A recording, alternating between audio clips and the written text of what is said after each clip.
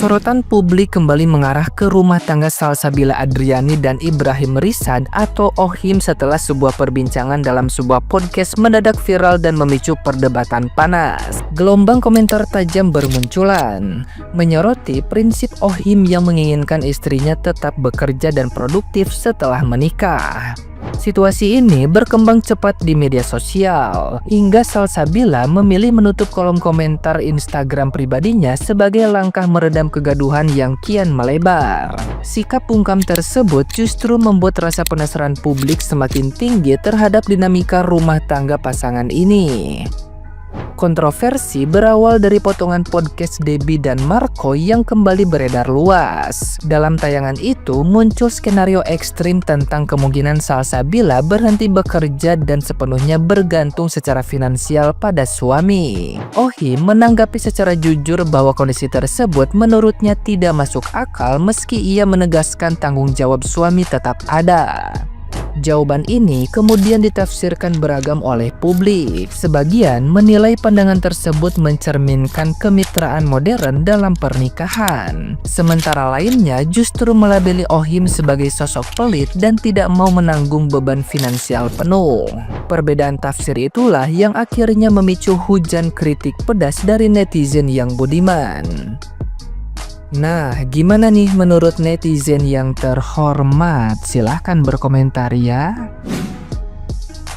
Gak apple to apple katanya, bahwa seorang istri kalau semisal ingin sesuatu ya dia itu harus kerja keras buat mendapatkan itu semua. Kalau cuman minta-minta, hey kerja cuman dikasih sama suaminya tiap bulan, ya jatuhnya suaminya itu kayak babu. Sumpah ya, pagi-pagi aku dengar podcast ini tuh kayak gimana ya, padahal 100% uang suami itu ya nafkah istri, semua kebutuhan istri ya itu ya emang kewajiban suami ya gak sih. Dan aku tuh lihat podcast yang ini ya, katanya si Salsa itu sering ngalah, meskipun yang salah suaminya, dia itu yang minta maaf. Bayangin, waktu awal-awal nikah si Salsa juga cerita bahwa ketika si suami itu pesan makanan, ya dia itu pesan makanan untuk dirinya sendiri, gak pesenin makanan juga buat Salsa. Segi positifnya, aku baca-baca komentar netizen ya guys, ternyata di luar sana itu banyak istri-istri yang beruntung karena gak punya suami yang kayak si Ohim. Meskipun suami-suami kita belum kaya raya, tapi setidaknya dia itu nggak red flag kayak gitu, ya nggak sih. Dan aku tuh kayak seneng aja sih baca-baca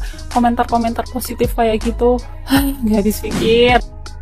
Ini rame banget nih dari kemarin ya kan, potongan podcast katanya kakak kenapa ya, seperti itulah ya kan Ohim dengan pemikirannya ya kan. Jadi intinya di podcast Ohim terus Marco sama istrinya tuh siapa namanya, Debbie ya kan, kayak gitu deh pokoknya. Ini benar-benar menjadi huru hara gitu kan. Huru haranya kenapa ha? Jadi ya gitu deh, yang tahu-tahu aja.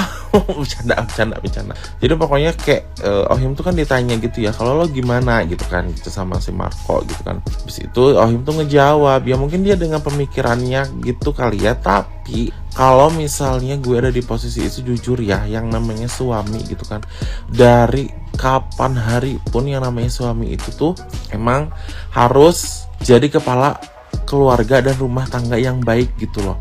Kayak gitu istrinya nggak disuruh kerja ya nggak apa-apa gitu kan. Yang namanya suami itu ya harus menafkahi, terus kayak bener-bener cari kerja, cari duit, bener-bener kalau misalnya nih ya, aku misalnya main ke tete aku yang udah rumah tangga, kak, jadi laki-laki tuh pokoknya harus gimana caranya cari duit gitu katanya. Istri mah biarin aja di rumah kayak gitu guys. Ya maksudnya kayak sekarang kalau misalnya istri punya penghasilan pun ya udah gitu loh, nggak apa-apa tuh buat dia aja gitu loh. Kita sebagai suami harus tanggung jawab gak sih? Harus maksudnya ya kayak nggak usah jadi babu apa, maksudnya kayak kan itu udah tugas suami gitu kan. Terus di si gotaklik juga kan udah ada gitu kan, di surat-surat nikah tuh udah ada gitu kan, kayak ya apa aja tanggung jawab suami segala macem gitu kan. Ohim kenapa sih Ohim pemikirannya kata gue. Sumpah ya, gue tuh lagi capek banget dengerin podcastnya si Ohim yang bilang kalau si Salsa itu nggak boleh kerja, dan mereka itu udah kayak ada perjanjian, gak tahu perjanjian atau cuman omongan. Intinya sebelum menikah si Ohim tuh bilang ke Salsa, gue menikahin lo asal lo gak boleh berhenti kerja. Karena kenapa? Gak make sense dan gak apple to apple. Gila guys, kalau udah nikah, kalau kalian mau gak kerja gak apa-apa, karena itu tanggung jawab suami. Dan gue tuh mikir gini ya, gue pikir tuh kayak kalau orang susah, kayak suaminya cuma punya uang minim gajinya tuh, jadi si istri mau kerja atas dasar karena ekonominya mereka. Lah kalau si Ohim, kalau si Salsa, kan mereka artis ya guys. Berarti kan hasilnya dari syuting tuh banyak, lumayan, selebgram, banyak duit lah ya. Berarti kayak ya udah, kalau si Salsa nggak mau kerja ya udah Ohim aja. Kenapa ini malah kalau Salsa berhenti kerja terus Ohim yang kerja, semua kemauan Salsa minta sama Ohim nggak mau gitu karena emang dia babu. Dia bilang dia babu. Itu lu suami tapi lu ngomong lu babu kalau lu menafkahi istri lu, memberikan semua keinginan istri lo merasa lo babu. Curiga gua, jangan-jangan semua laki-laki itu kayak Ohim mikirnya, tapi nggak ada yang ngomong. Capek banget gue. Ini dari podcast barusan, si Ohimnya bilang kalau dia nggak akan kuat, nggak akan bisa kalau harus provide. Berarti ini cowok nggak punya yang namanya mental provider. Dia nggak punya yang namanya provider mindset, alias cowok-cowok yang pelit dan perhitungan, atau bisa dibilang cowok yang split bill. Mungkin sejak awal mereka hubungan kali udah bayar masing-masing juga, dan akhirnya sampai menikah pun terbawa split bill itu. Makanya berapa kali aku bilang kalau kamu kenal sama cowok dari sebelum menikah, dilihat dia punya mental provider enggak. Apakah cowok ini provider mindset atau tidak? Jangan sama cowok yang pelit, perhitungan, ngajakin split bill, nggak punya provider mindset. Pikir-pikir ulang, say. Oke, karena di dalam pernikahan itu perempuan kita nih banyak pengorbanannya. Belum nanti hamil, melahirkan, menyusui, dan kamu harus tetap bekerja. Enggak ya, say? Oke, jadi kalau memang kamu mau punya pasangan, pilih yang punya mental provider. Pilih yang bisa royalin kamu. Pilih cowok yang bisa memenuhi kebutuhan kamu, yang bisa memenuhi lifestyle kamu juga, oke? Kalau dia nggak bisa penuhin itu semua, alias dia nggak mampu, jangan dipilih jadi pasangan. Pilih cowok yang sanggup dan yang mampu aja secara finansial, dan juga dia royal dan juga punya mental provider itu, alias provider mindset. Jadi cewek pintar.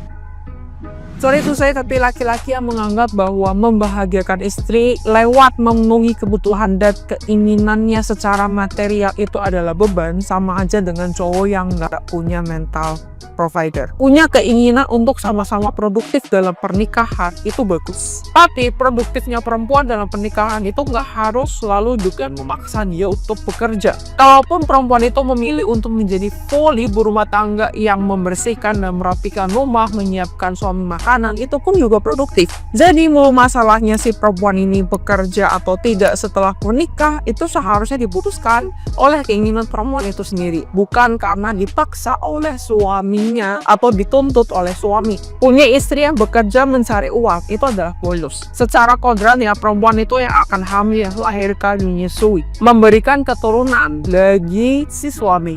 Jadi kalau ada laki-laki yang memilih untuk menikah dengan seorang perempuan dan masih itu nggak disuruh tuh say, lo tuh buta pririk, lo tuh cuma bocah. Laki-laki yang nggak punya mental provider itu cuma mau ngambil enaknya aja, tapi nggak mau ngambil bagian susahnya. Jangan pernah mau nikah sama laki-laki yang gitu.